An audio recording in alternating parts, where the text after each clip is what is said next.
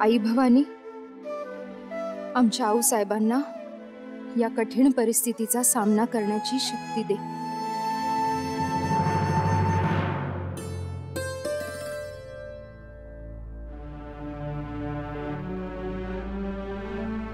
बाईसाहेब, आपल्या डोळ्यात पाणी काय झाले? सखर बाईसाहेब,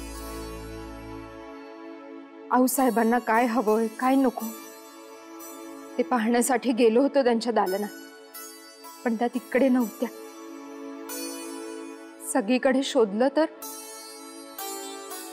देवघरात बसलेल्या दिसल्या। आजकाल त्या देवघरातच असतात जास्त वेळ। जणू घडलेल्या प्रसंगाबद्दल देवाला जाब विचारत आहेत। अहो, स्वाभाविकच आहे, घडलेली घटनाच इतकी धक्कादायक होती। पण आपण परमेश्वराचे आभार मानायला हवेत की आऊसाहेबांनी सती जाण्याचा निर्णय बदलला।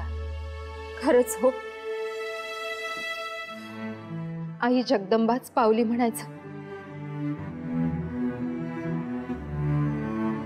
शंभू बाळांनी हट्ट धरून राजे येईपर्यंत आऊसाहेबांना रोखून धरलं, आणि राजे आल्यावर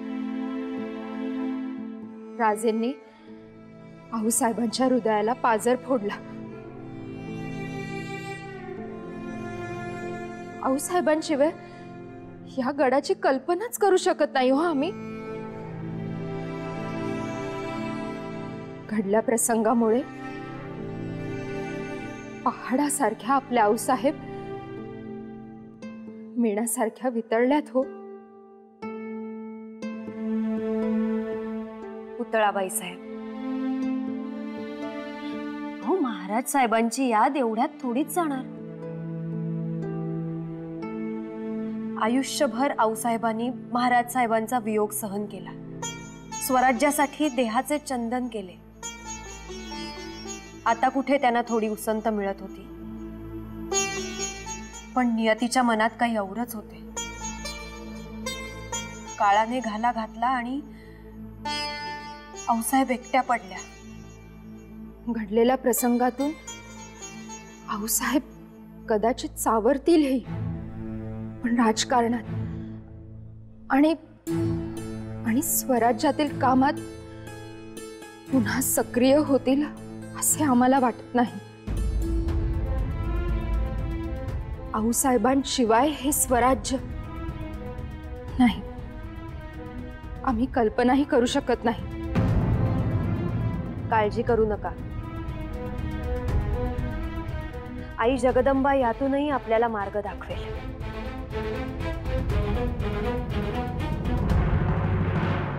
गुस्ताखी माफ हजरत, लेकिन सिवा जीत हासिल होने के बाद रुकता नहीं, तूफान की तरह आता है, सब तहस नहस करके चला जाता है।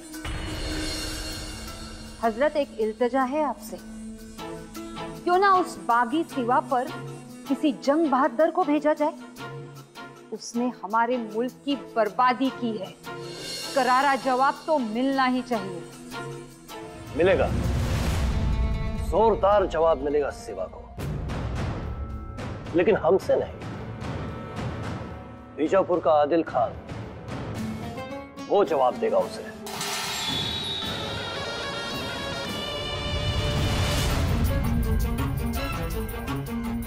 मतलब? आलम पना ने विजयपुर के आली आदिल शाह को फरमान भेज दिया है शिवा को निस्तानाबूद करने का।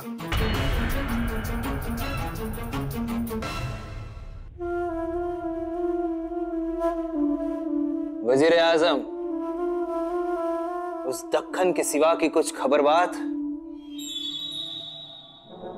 कितने शर्म की बात है, एक नाचीज मरहट्टा बागी सिवा आदिल शाही सल्तनत को खत्म करने पर तुला है।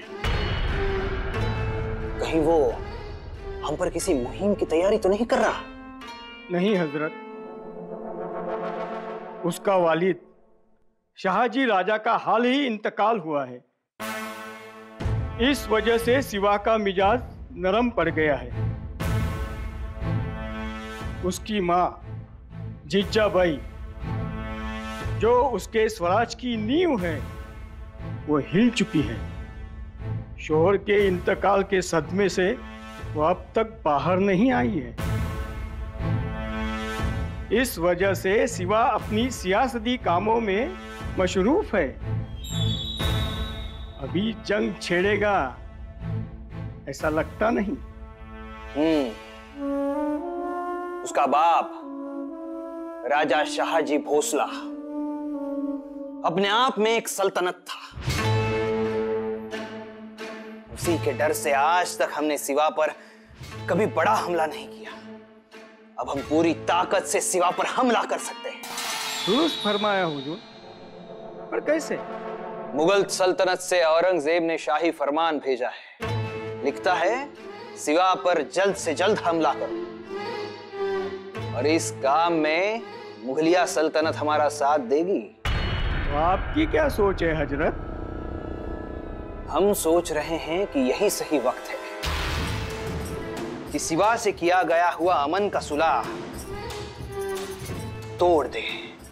पर हमला कहाँ करें? राजगढ़? नहीं, बिल्कुल नहीं। हम हमेशा यही गलती करते हैं। हमारे हमले से बचने के लिए वो कोहस्तानी चूहा कोंकण के पहाड़ और दरियाई इलाके में छुप जाते हैं। इसीलिए सबसे पहले हमें कोंकण पर कब्जा करना होगा और उस सिवा को इस खुले मैदान में खदेड़ना होगा। लेकिन हमारे दरबार में ऐसा कौन सा जंग बहादुर है जो सिवा पर दबाव डालकर अपने शमशीर की ताकत बादशाह औरंगजेब को बता सके? है एक सूरमा, आदिल शाही सल्तनत की तेज तलवार खवास खान, और उसका साथ देंगे राजा घोरपड़े, मतलब बाजी घोरपड़े। आओ, आपल्या जवळच्या माणसांसमोर युद्धासाठी उभं राहिलेल्या अर्जुनास श्रीकृष्णाने धीर कसा दिला?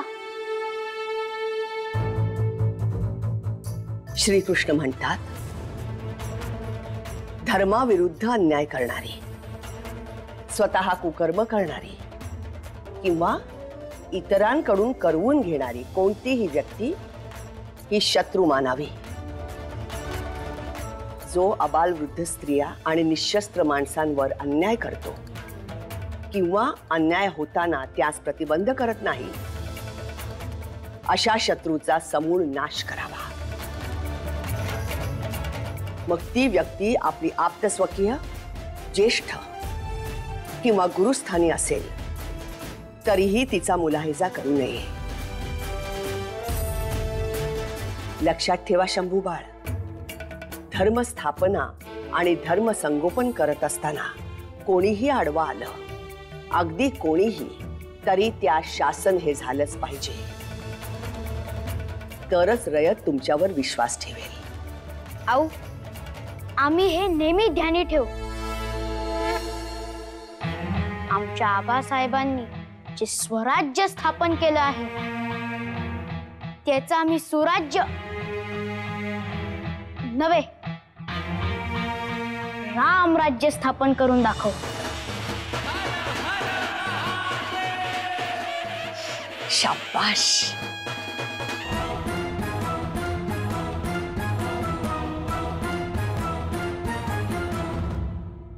पंत आजकाल आऊसाहेब सदरेवर येत नाहीत, बराच काळ एकांतातच असतात।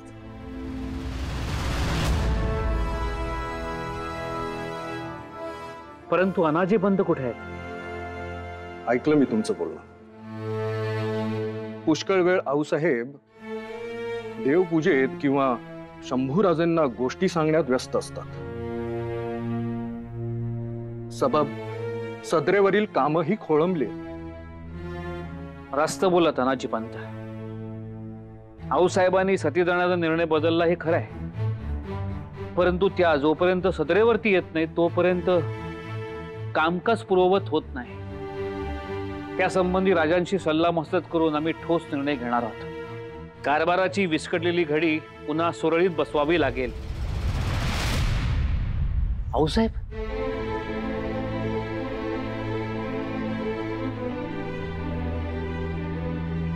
आऊसाहेब, आपण सदरेवरती आलात. सदरेचं वातावरण पवित्र झालं. आता दुःखाची मरगळ झटकून टाकू. पंत, आम्ही सती जाण्याचा निर्णय मागे घेतला तो केवळ रयतेसाठी. मग रयतेची कामं आम्ही खोळंबून कशी ठेवू? कंबर कसून कामास लागलं पाहिजे.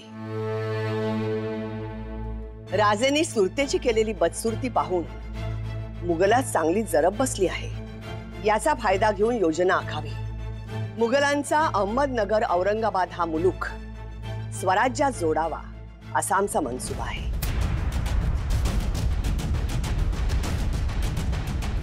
परंतु राजे कुठे आहेत? राज घोरपडे बहादूर, तुमच्या पराक्रमाचा डंका महाराष्ट्रभर गाजो. राजे, तुमच्यासाठीनं बादशाह अली आदिलशहानं खलिता पाठवलायची.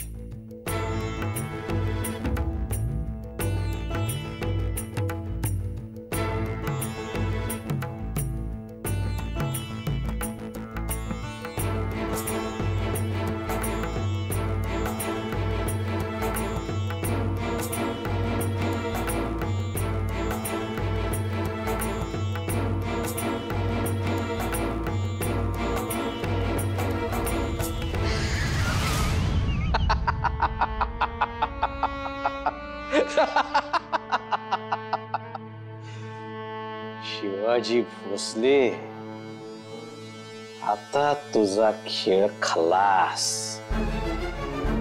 तुझ्या बापाची त्या शहाजी भोसलेची चिता अजून थंडबी झाली नसेल तेवढ्यात तुझी चिता रचायची वेळ आली.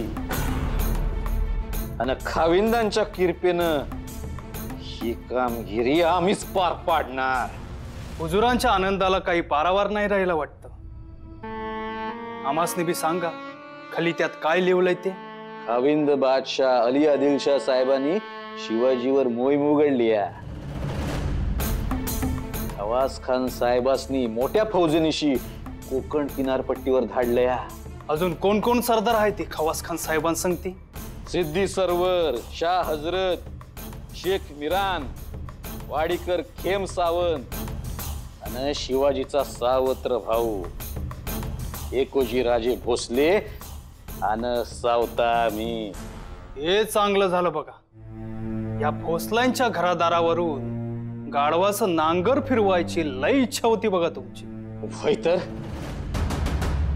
त्या शहाजीला मारायची नामी संधी आलती. त्या मूर्छित पडलेल्या शहाजीवर आम्ही वार करणारच होतो. तर तेवढ्यात त्या बाळाजी हैबतरावानं आमचा वार अडवला. म्हणून तो शहाजी वाचला.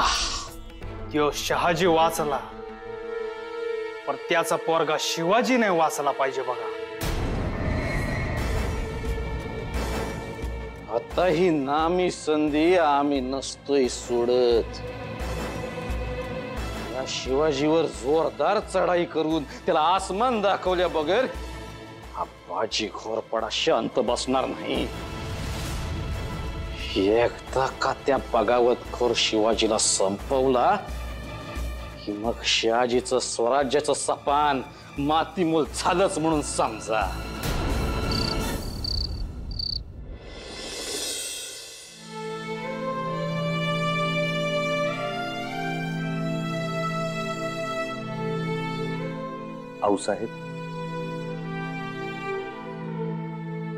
आऊसाहेब, आपण पुन्हा जोमानं सदरेवर जाण्यास सुरुवात केली. त्यामुळे रेंगाळलेल्या कामांना वेग आला. आपल्या मायेचा अंमल सदरेवर असला की कामं कशी सुरळीत होतात. आता रयतेची कामं खोळंबणार नाहीत. शिवा, तुम्ही निश्चिंत असावा. आम्ही सती जाण्याचा निर्णय मागे घेतला तो रयतेसाठी. आपल्या रयतेत सुखाचा आणि स्वाभिमानाचा घास खाता यावा म्हणून थोरल्या महाराज साहेबांना स्वराज्याचा श्री गणेशा केला. ते शरीरानं जरी नष्ट झाले असले तरी मनानं आपल्यापाशीच आहेत. त्या आधारावर विवेकानं वागण्याची धडपड आम्ही करू. आऊसाहेब, आता आपण सारी मरगळ झटकून दुःख विसरून स्वराज्य विस्ताराच्या कार्यात स्वतः झोकून दिलं पाहिजे. जी आऊसाहेब. आऊसाहेब, आमच्या कैलासवासी आबासाहेबांचं स्वप्न होतं अहत तंजावर ते तहत पेशावर स्वराज्य निर्माण करण्याचं, आणि ते पूर्ण केल्याशिवाय या जीवाला स्वस्थता नाही. राजे, आपलं हे स्वराज्य आदिलशाही आणि मुघलशाहीच्या डोळ्यात चलतं. आदिलशाही मारून, अफजल खानास फाडून, पन्हाळ्याचा पीळ तोडून तुम्ही आदिलशाहीवर जरब बसवलीत. आता राहिला प्रश्न मुघलशाहीचा. सुरत बदसुरत केल्याचा बदला औरंगजेब घेणार असं आम्हास वाटतं. मुघलांचा कोणी बडा सरदार तो स्वराज्यावर पाठवणार नाही. आऊसाहेब, औरंगजेबासारखा पाताळ यंत्री माणूस एवढ्या लवकर आपल्या विरोधात मोहीम उघडणार नाही. शाहिस्ते खानाची फसलेली मोहीम, झालेली नामुष्की आणि पाठोपाठ त्याच्या पश्चिम किनारपट्टीवरची आर्थिक राजधानी असलेल्या सुरतेची केलेली बदसूरती, या एका मागोमाग एक 2 पराजयांमुळे औरंगजेब आत्मचिंतन करेल. तुर्तास तो मुघली प्रदेशाच्या सीमा सुरक्षित करण्याला प्राधान्य देईल. नाही राजे, तो पाताळ यंत्री औरंगजेब गप्प बसेल असे आम्हास वाटत नाही. तो झरीला सर्प आहे, तो पलटून दंश करणारच. दंश तर तो करणारच आऊसाहेब, परंतु तरीही आमचा कयास आहे की मुघल आपल्या विरोधात मोहीम उघडणार नाही. उलट ते आदिलशाहीला आपल्या विरोधात मोहीम उघडण्यासाठी प्रेरित करतील, सहकार्य देतील. आपल्या डोंगराळ मुलखात दऱ्याखोऱ्यात यायची हिंमत आदिलशहाची नाही. परंतु अफजल खान आणि शाहिस्त खानाची झालेली अवस्था तू विसरला नसेल. सबब त्याचा पुढचा हल्ला सागरी मार्गाने होईल. होय आऊसाहेब, ती शक्यता नाकारता येत नाही. म्हणूनच मुघलांचं लक्ष वेधून घेण्यासाठी आम्ही सरलष्कर नेतोजीराव पालकरांना मुघली मुलखात धुडगूस घालण्यासाठी पाठवलं. त्याचबरोबर दर्या सारंगाला हरकारा धाडून कोकण किनारपट्टीवर सलाबत बसवण्यास सांगितलं. आऊसाहेब, उद्या जर गनिम प्रचंड ताकदीनं स्वराज्यावर चालून आलाच तर बचावासाठी, संरक्षणासाठी कोकण किनारपट्टीवर आपला अंमल हवा, आणि त्यासाठी सुसज्ज बलाढ्य असं आरमार हवं. म्हणूनच हरेक सारंगास दिमतीला घ्यायला हवं. चिड्या, तोरबाज, बंदूक बारदार यांच्या बंदिस्तीनं दर्यावर सलाबत बसवायला हवी. आऊसाहेब, जर असं झालं तर संपूर्ण दर्या भगवा व्हायला वेळ लागणार नाही. आणि म्हणूनच पुढची मोहीम कोकण किनारपट्टी. मंच बोललात राजे. तुमच्या आबासाहेबांच्या जाण्यानं एक पिढी संपली. आता पुढची पिढी राजकारणात, स्वराज्य कार्यात कार्यरत झाली पाहिजे. आम्ही समजलो नाही आऊसाहेब. कोकणच्या मोहिमेवर शंभूराजांना बरोबर घेऊन जावं.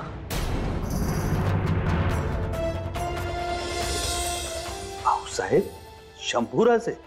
होय, म्हणजे हिंदुस्थानास कळेल स्वराज्याचा भावी सेनानी कोण आहे तो.